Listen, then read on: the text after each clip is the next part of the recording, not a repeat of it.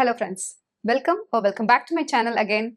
It's already July now, so it's the perfect time to reflect upon all the books that we have read in the first half of the year, aka the mid-year freakout tag.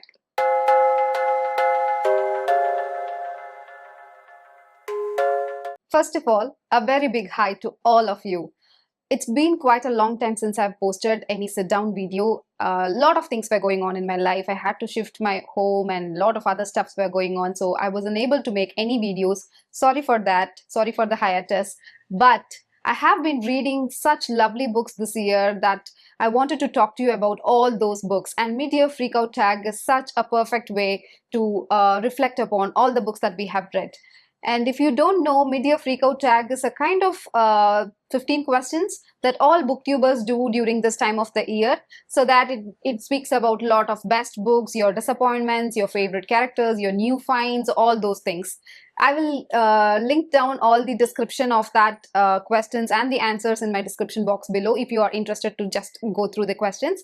So without further ado, let's move on to all the questions. And the first question is the best book that you have read so far this year. For me, picking down one book that was best for me this year was really impossible because I read so many of the wonderful books that are out there. And this year I read around 60 books. So to pick up one book from that was totally impossible. So I tried to bring it down to two books. And the first one is The Murder of Roger Ackroyd by Agatha Christie. This was really very special to me because it brought me back to my childhood days where I was continuously reading Agatha Christie back to back, because these are the first books that I read as a reader, and this really shaped me. So reading this after 20 years, I think it really brought back so much of memories, and this is one of the best books of Agatha Christie. I don't know how I missed this reading during my childhood. This was really good. This is about the murder of Roger Ackroyd, and this is a Hercule Poirot story, and the setting, the kind of narration, the way the story progresses, everything was so fast paced and it gives such a cozy mystery vibe. This was a totally 5 out of 5 star read for me. It was really good. I really loved it. This is the best book that I read this year. In that same line, but in a totally different kind of scenario and a setting, this book was devastating, depressing, and it destroyed me in a very beautiful way, because I don't know what else to say about this book. And that book is The Virgin Suicides by Jeffrey Eugenides, something. I'm not sure. Let's say for the sake of this video, it's Jeffrey. So this Virgin Suicides is about suicides of 5 young girls, and they all belong to the same family. But we don't directly follow the girls, but instead we follow the guys of the neighborhood, boys, who are all of the teenage age, and they are recollecting their memories with these girls. And we don't directly have any contact or direct conversation with that girls, but this book is about those girls. This leads up to the suicides of those girls. I don't think anyone could have written it so beautifully about such a depressing topic. I just couldn't put this book down. It was so good, but this book is not a happy book in any form. So I would suggest you to read the trigger warnings before reading this book, because this triggered a lot of stuffs inside me. This talks about depression, this talks about social responsibility, this talks about, suicidal thoughts, suicide, and this talks about a lot of stuffs that are uncomfortable to have a normal conversation with. So this is a really complicated yet very powerful and simplistic and really good story that I was really very happy to have read it in my lifetime. But I don't know if I would recommend this or not, but maybe this book is not for everyone. So read the trigger warnings before reading this, but this, I loved it so much. The next question is the best sequel that I've read this year so far. And for me, on a lighter note, that was More Days at the Morisaki Bookshop. I have read a lot of negative comments for this book. So many people did not like it as much as they did like the first book. That was kind of keeping me away from reading the second book. But when I read the second book, I didn't realize what the other people are talking about, because this gave me the exact cozy, warmth, fuzzy feeling that the first book gave. I felt like this was the best sequel that I read. I loved it. It is so good to go back to that bookstore, so good to go back to that characters again. I loved it so much, and it was the best sequel that I read this year. The third question is a new release that you haven't read so far but you want to. For me, there are two books in that list. One is the Silverborn book by Jessica Townsend, and that is the fourth installment in the Nevermore series. If you don't know what Nevermore series is, it's kind of a Harry Potterish middle grade book series that I absolutely love. I've read all the three books, first three books in that series, and the fourth book is out this year. But I am in the mild book buying ban, so I'm not buying it now. I will definitely read it before this year ends. And one more book that I want to read that has already been released is The Amalfi Curse by Sarah Penner. I love all the Sarah Penner books out there. I think there are only two books that she has written. This is the third book. The first book was The Lost Apothecary, and the second one was The London Science Society, and now it is The Amalfi Curse. I love her writing style. She's very new, but she has captivated me in a weird way that no author, new authors have captivated me like before. So I think that this book is also going to be really very good, and I'm really very excited for it. And these two books I will definitely finish this year. Question number 4, the most anticipated release for the rest of the year. For me, it is just only one book that I have been waiting for so many years now, and that is The Secret of Secrets by Dan Brown. And this is most excited book for me for the rest of the year anticipated release, because I am a huge Dan Brown fan. Even more, I am a huge Robert Langdon fan. So I can't wait to read that next installment of Robert Langdon. So I'm really very excited for it. It is releasing around September 18th or something. So 2 more months to go, but I'm really very excited to read it. The next question is the biggest disappointment of the year so far. For me, this year, it is not just one book, it is more of an author, because I had very high hopes for her.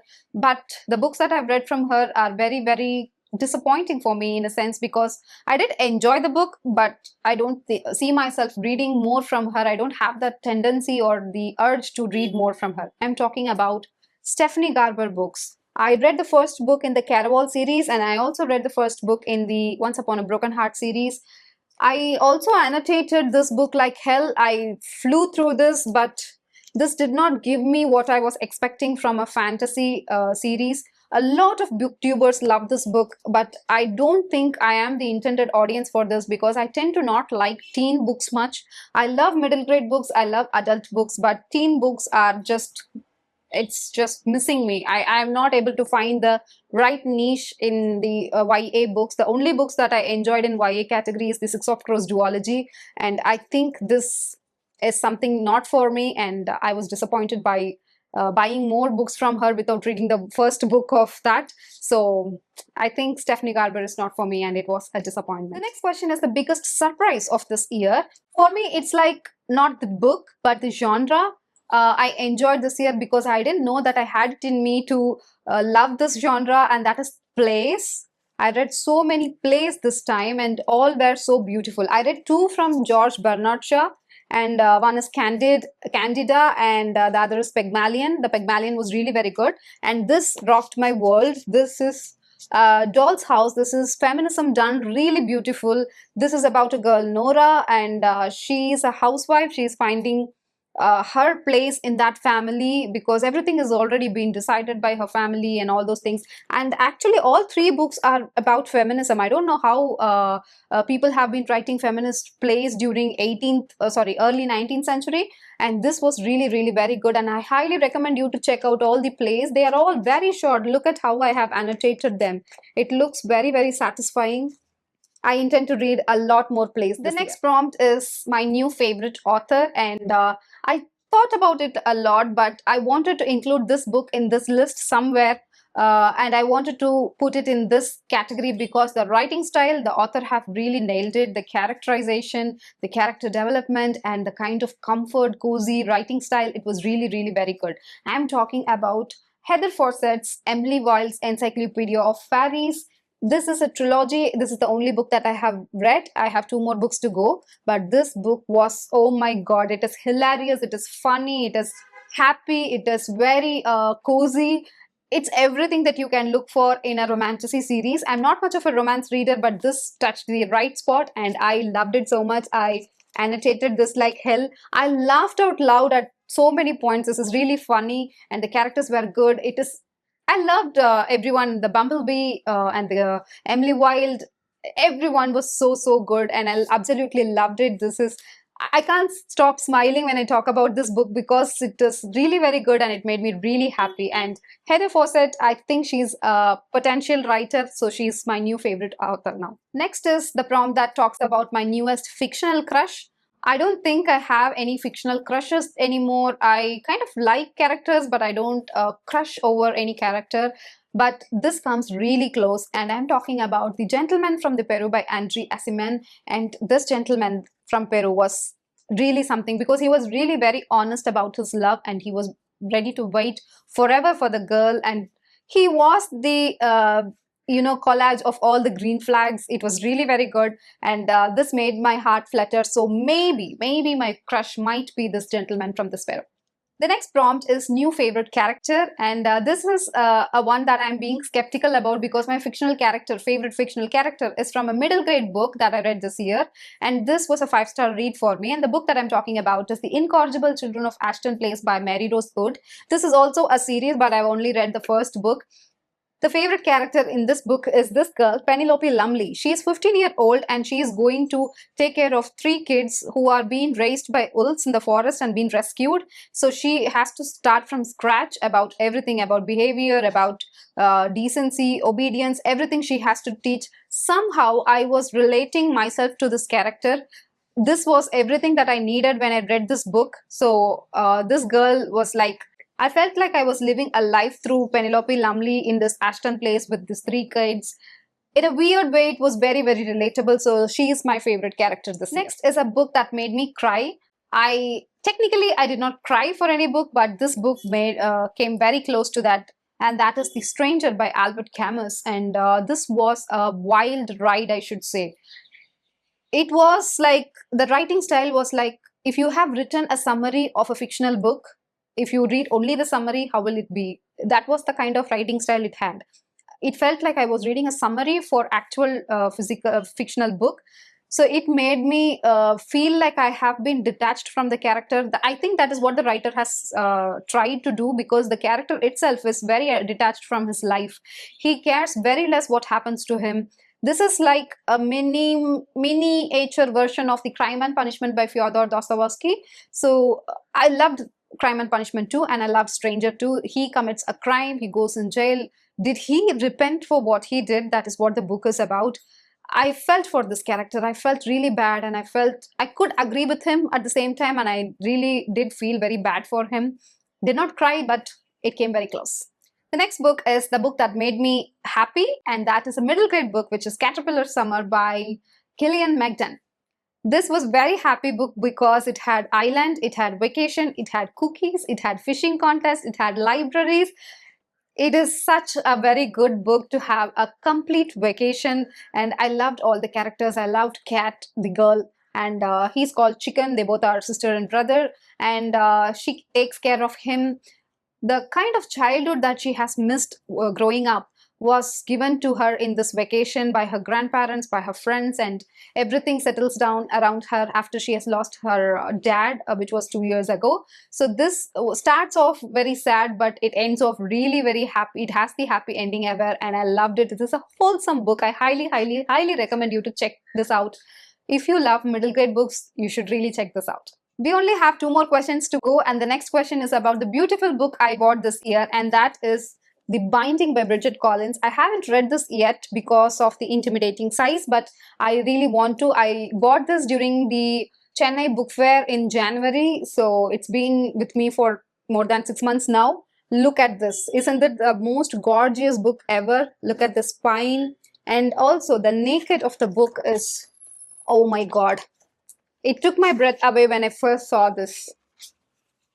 And it still stands as the best beautiful book that I bought this year.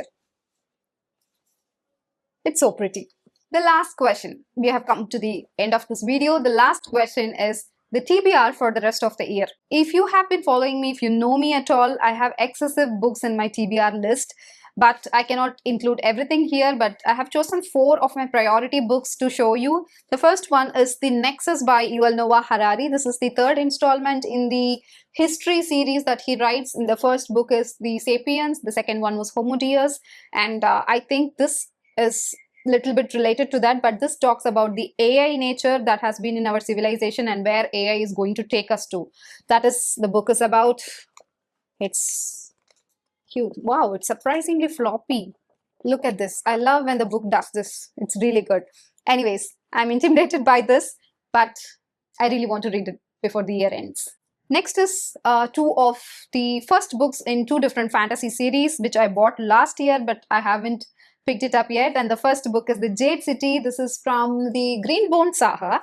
This is also a trilogy. This is the first book. I want to read it again. This is huge, so it's intimidating. And the next one is the fifth season by N.K. Jemisin.